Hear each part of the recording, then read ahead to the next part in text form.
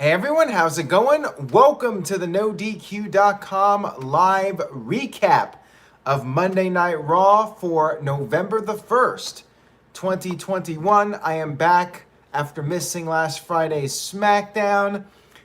Thank you to everybody for tuning in, whether it's live or on demand. I appreciate it. And yes, the cat is out of the bag. I got married on Friday. I very much appreciate the kind words from everybody. Thank you for that. Let's go ahead and get started with this recap. We are now on the road to Survivor Series 2021. We kicked off Raw in a big way. We started Raw with a WWE RAW Women's Championship match. Becky Lynch defending her title against her rival, Bianca Belair. We had a lengthy video recap hyping up the match. We had promos from both of them. 50-50 reaction. Some cheering for Bianca, some cheering for Becky. Long match here. It went 2 commercial breaks. Bianca had most of the match. She had the early momentum. Becky would roll to the outside of the ring. Bianca was showing off her strength, doing the stalling suplex on the floor. It went back and forth, but Bianca really did get in a lot of offense. Becky would put on the disarmor, but then Bianca would get out of it. They would both end up on the outside of the ring, and Bianca would power out of the disarmor again, and Becky would come back, hit a manhandle slam, but Bianca would get her foot on the rope. And then Becky went for a dive to the outside, but was caught by Bianca. And back in the ring, Bianca went for the KOD. However, Becky was able to grab onto the ropes. And in the process, she pulled off the turnbuckle padding, exposing the turnbuckle, knocked Bianca into it. And the old fruit roll up, that's right, rolled her up, grabbed the tights because she's a heel, and picked up the 1-2-3 victory. So still your Raw Women's Champion, Becky Lynch. Good match. Glad that at least we got a finish. I was thinking we were going to get a DQ, but at least we did get a finish, although it was the roll up, grabbing the tights, the usual. Still, I did think this was a strong start to Raw. They didn't do the dumb angle where the match gets thrown out and then they restart the match for the main event. They actually did the whole match. Becky Lynch retained her title. Now, where does Bianca go from here? That's a very good question. Will she build herself back up? Walter Cruz thinks she can. Joseph says you look good with that wedding ring on, Aaron. Well, thank you for that, Joseph. I appreciate that. Caleb Jacobs with a $4.21 super chat. Not a $4.20 super chat. That would be paying homage to Matt Riddle. Caleb Jacobs says, congrats to you and Caitlin. I appreciate that, Caleb. Thank you for that. Joey Perez says, good women's match, but I wish Becky was a face. And Dr. NXT Scorpio says, well, thanks for coming, Bianca. We had Rey Mysterio backstage with Dominic, his son, proud of his son for sticking up against Austin Theory. Austin showed up and said he will take a selfie with his hero Rey Mysterio after he beats Rey in the ring. So we had a match, and Theory got some heat by mocking the old taunt of Eddie Guerrero. Rey got very upset by this. He was all fired up. And then Austin started taunting Dominic. And Dominic helped Rey at one point. He helped Rey hit Theory with a DDT on the outside. And then back in the ring, Austin regained control. And then he hit Dominic with a drop kick just to screw with them. And then Dominic took a shot. Rey was going for the 619, and Dominic took a shot at Austin. But unfortunately, the referee saw it and called for the DQ. You had Austin Theory take his leave, victorious. And then Rey Mysterio and Dominic continued their falling out. Their arguing back and forth certainly seems to be leading to a split at some point. Walter Cruz says, wasn't Tyler Breeze's gimmick all about selfies? Yeah, it was. He was the originator of that gimmick in WWE, at least. Dr. NXT Scorpio says the referee saw Dominic at the last second, it looked like. Well, I watched it back and they showed the replay and it looked like the referee did not see it, but maybe the referee was supposed to see it and he didn't, and they just had to go with it. It was weird because normally if the referee doesn't see it, then it doesn't count. There's not a DQ, but yeah, referee, I guess, did see it out of the corner of his eye and it was a DQ. We had Seth Rollins with his big promo to celebrate winning that fatal four-way ladder match. He had his contract. He said he's on top of the world. Big E arrived, and the two of them traded some lines back and forth. Rollins said E is not on his level, and he said he's going to take the WWE title, and E can go back to being a joke with his friends in the New Day. E was not pleased by this, and he proposed a match as the Raw main event. But Rollins said he's not 100% and he would not be doing the match on Raw. Kevin Owens arrived, and Kevin Owens said he keeps fighting. He had an interesting line. He said it doesn't matter if it's 3 months or 3 more years. Maybe a little reference to the reports that his contract is up soon. Owens said if Rollins doesn't want to fight, he will fight Big E. Big E did accept the match, and that became our main event for Monday Night Raw.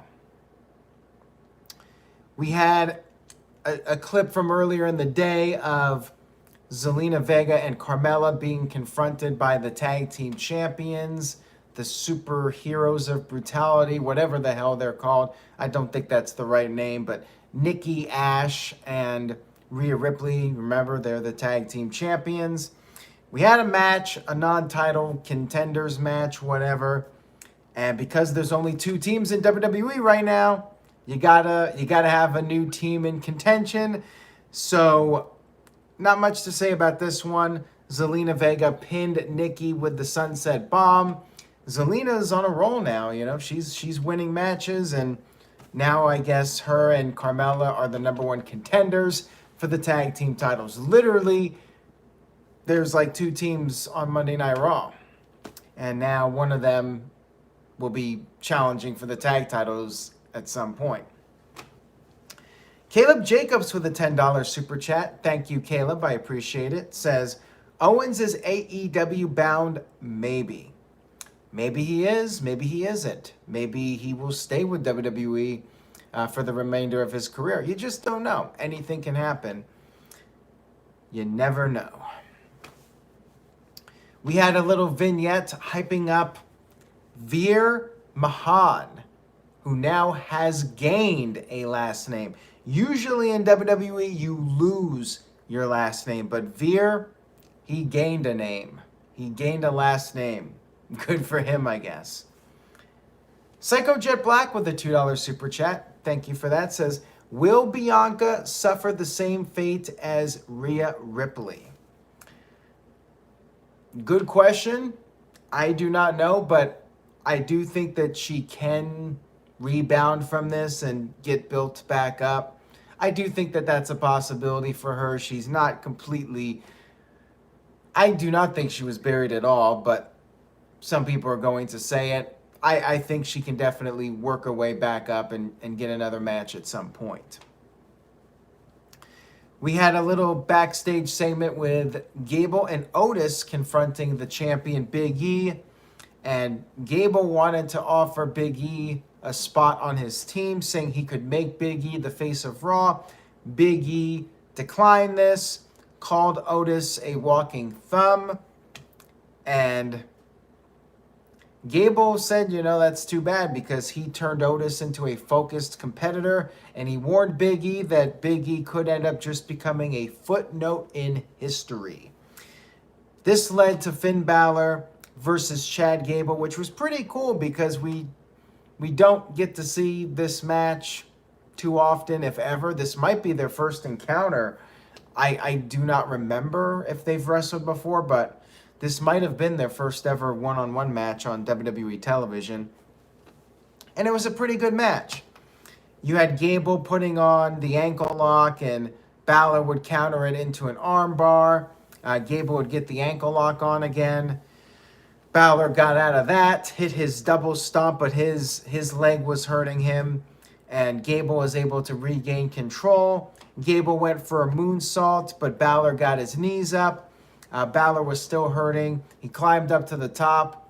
Gable caught him, hit a superplex, but then Balor managed to reverse the momentum into a pinfall, into a cradle, and Balor picked up the win over Chad Gable. I liked the match.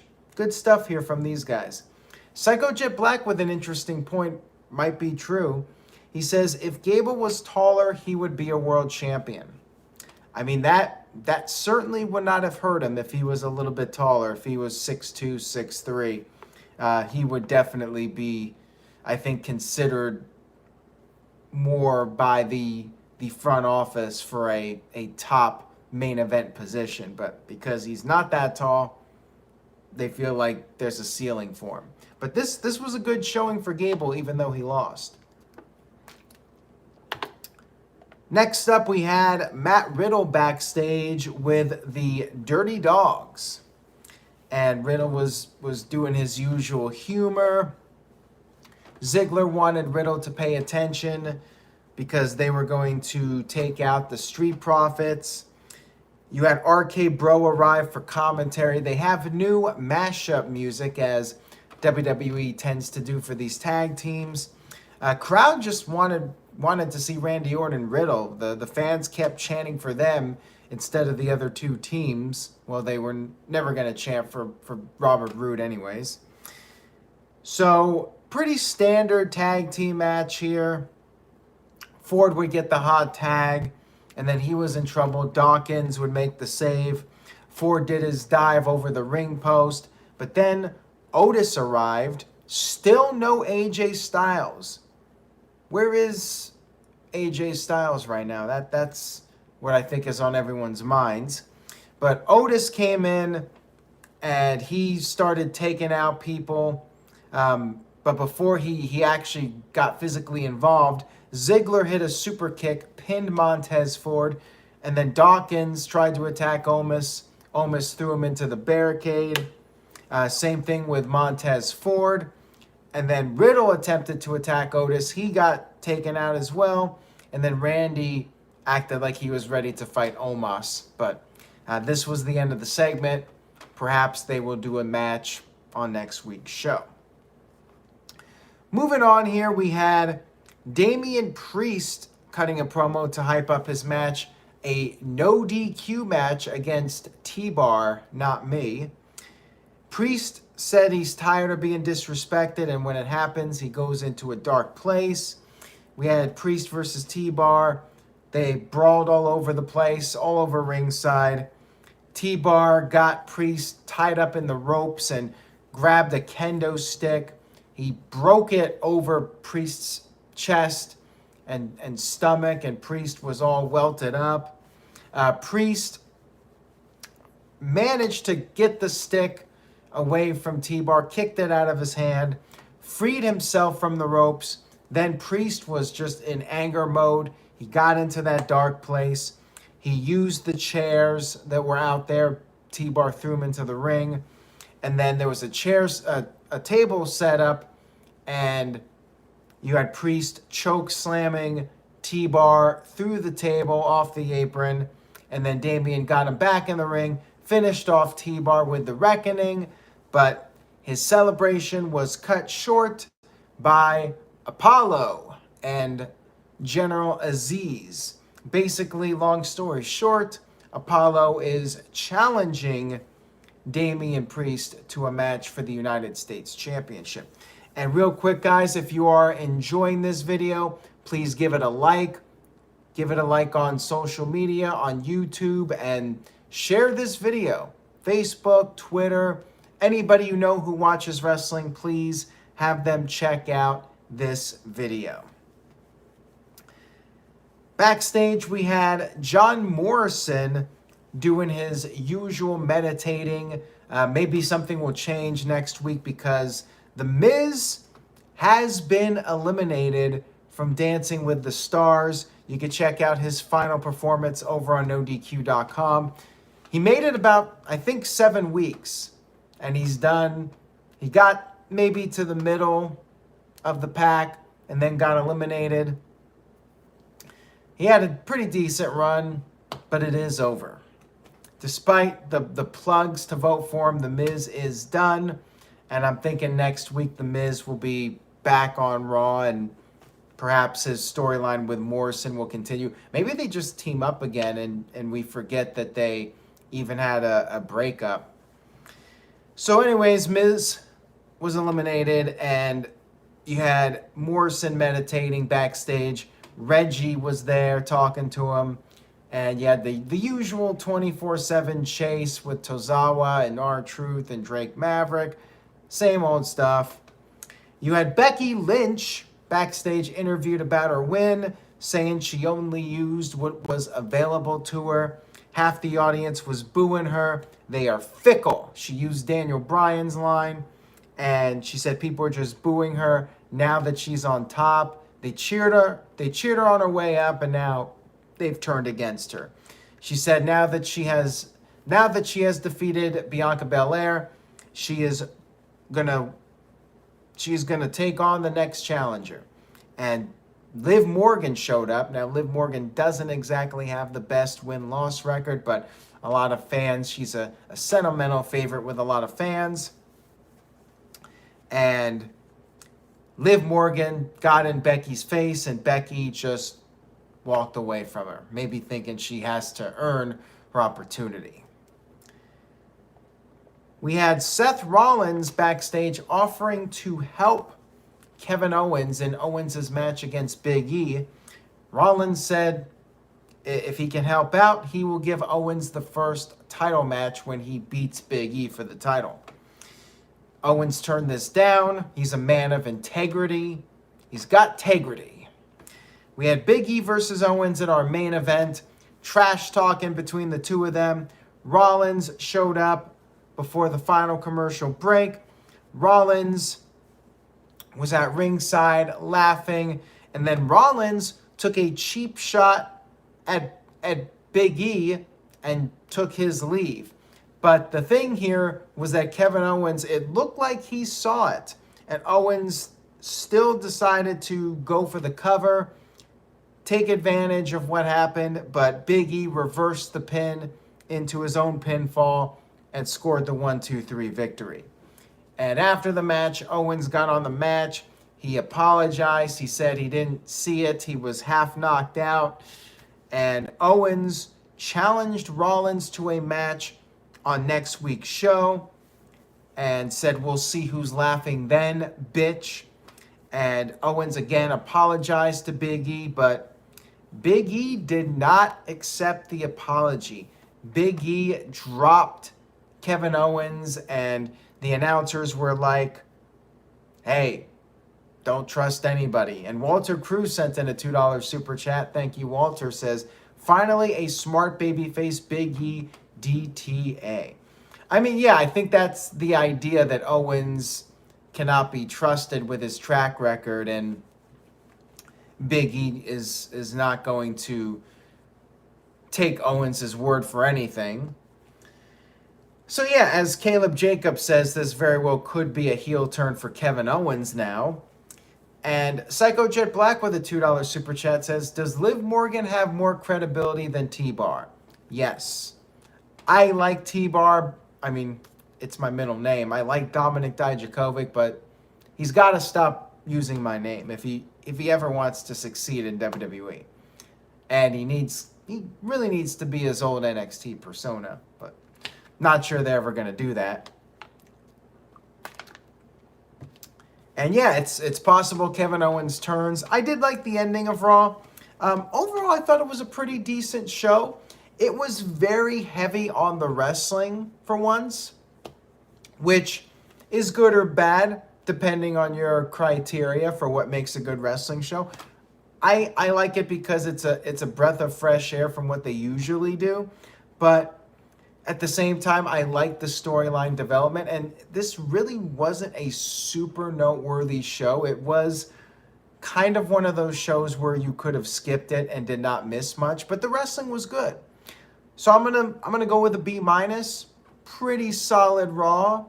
If you like wrestling, just good wrestling. If you don't care about a lot of storyline development, you just want to watch some good wrestling, this was a pretty good episode of Raw. Caleb Jacobs with a B-. Daniel gives it a C+. Walter says Raw wasn't too bad, maybe C+. Darren with a B. Lucha Libre Gaming Guy with a B. And CC Drink with a B-. Let's see the poll. You guys were not liking Raw quite as much. 11% A, 29% B, 42% a C, and 18% a D. So C is the overwhelming vote for the letter grade. In the chat, Dr. NXT Scorpio, Game is on 100, and Michael Wayne all gave it a C+, and Rob Klein gave it a B+. That's all I got for Raw tonight. Glad to be back. And this week we should be returning to our normal schedule. Jeff Meacham coming back with Talk Wrestling Tuesday night. AEW Dynamite Wednesday night. No DQ review back this Thursday night. And then SmackDown on Friday. Back to business this week. Thank you guys for your continued support. And again, thank you guys for the kind words regarding the wedding. I appreciate that. I'll post some more stuff on social media, so stay tuned for that. At Aaron Rift on the main platforms, Facebook, Twitter, and Instagram. Take care, everybody. Enjoy your week. Enjoy your November. And I will see you all next time.